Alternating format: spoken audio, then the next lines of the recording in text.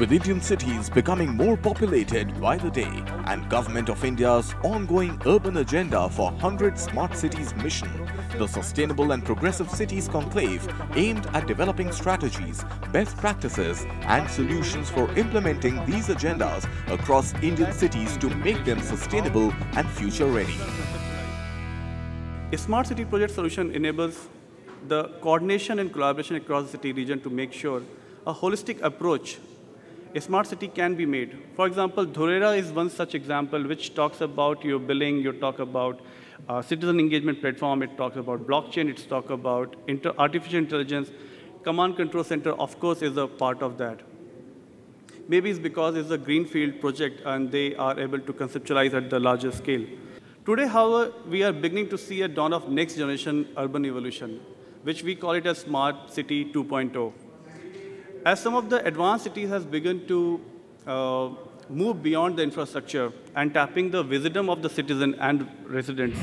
The sustainability concept, it's been talked about of keeping three key criteria in mind. One, we need to make sure that the environmental aspects have been taken care, and then the social and community is being taken care, and also the economic development aspects have been taken care. When we look at what is progressive and sustainability are not two exclusive terms.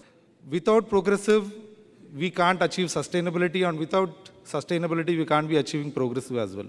Now, coming to the term progressive, what do we mean progressive?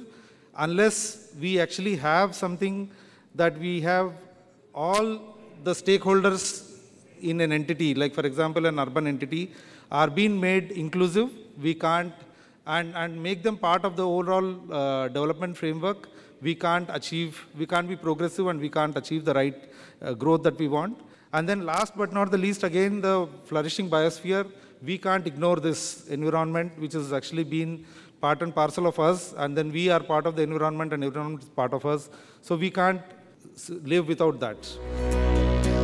The Smart Cities Conclave saw participation from several smart city CEOs, industry experts and technology providers who discussed the challenges and opportunities arising out of the Smart Cities mission.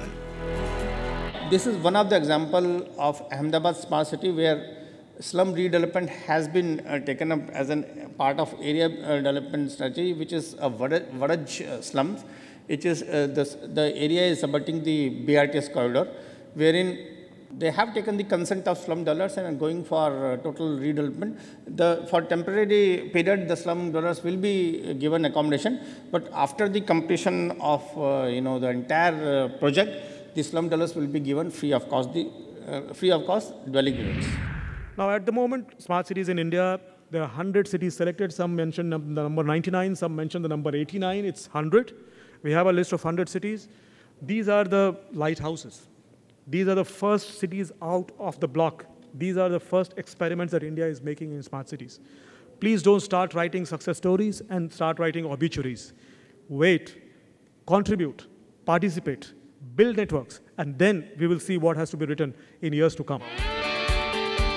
A special session on fire and public safety brought chief fire officers and fire engineers from organizations such as the Institute of Fire Engineers, Maharashtra Fire Services and Mumbai Fire Brigade, and top academic institutes like IIT Gandhinagar, FSAI and FPAI to discuss fire regulations for all types of buildings and their implementation.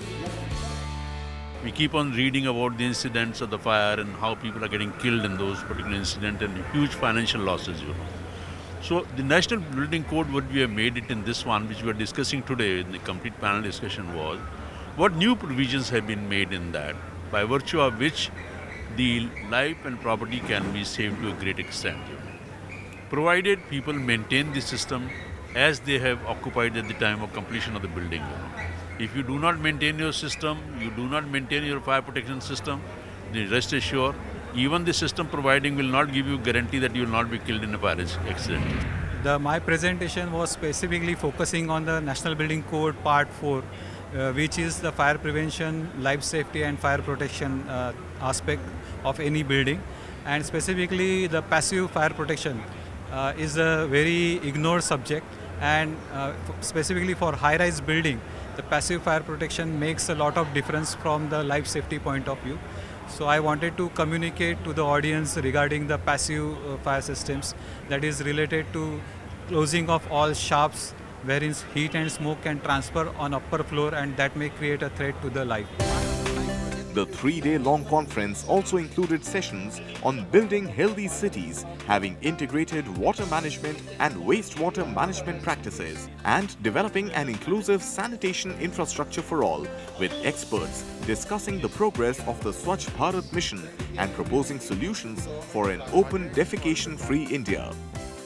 We, as part of National Mission for Clean Ganga, are mandated to clean the waters of river, to ensure that the interface of the people who are coming to Ghats and Ganga is seamless and convenient. This program includes not only the wastewater management in the cities, in urban areas, in small towns, also in the villages, but also addresses issues like industrial pollution.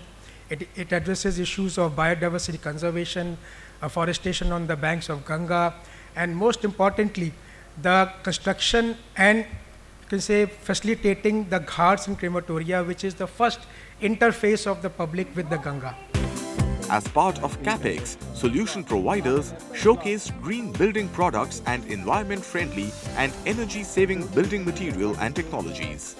MUNICIPALIKA 2018 hosted the annual meet of the All India Council of Mayors, which brought mayors from across the country together to exchange ideas, challenges and solutions for making their towns and cities better.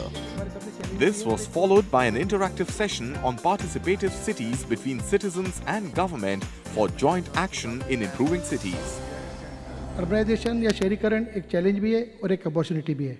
Opportunity इस बात के लिए है कि जो शहरों में लोग आ रहे हैं, उनकी जो ताकत है, उनकी जो कैपेसिटी जो है, उसका सारा का सारा उपयोग हम किस तरह कर सकते हैं, इसका दारोमदार, इसकी जिम्मेदारी सिटी प्लानर्स पर है, सरकार पर है, जो गवर्नेंस कर रहे हैं उन पर है, और वो सक्सेस इसी बात में है कि उनका सारा का सारा उनकी शक्तियाँ, उनका उपयोग हम शहर के विकास में कैसे करें।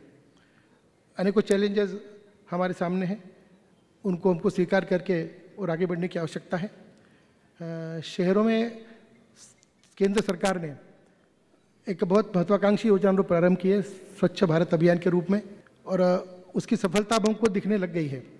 Governance is the key, whether it is a small society or a large federation of housing societies, a village or town or a city, as you know.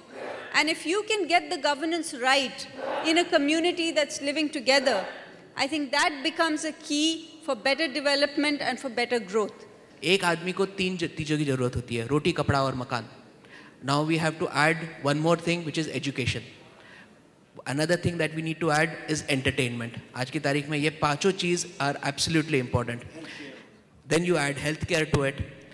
If you are not able to give all these 5 things together to an individual, he will not move out of his comfort zone or the place that he is living into. You need to provide all these things in a new establishment. The exhibition and conference came to a close with the MUNICIPALIKA 2018 awards that recognize the achievements of professionals, solution providers and government bodies in building smarter and sustainable cities across 17 categories.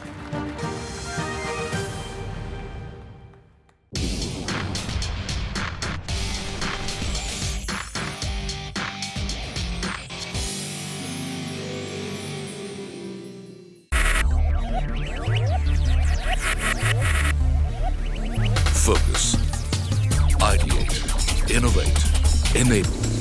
Presented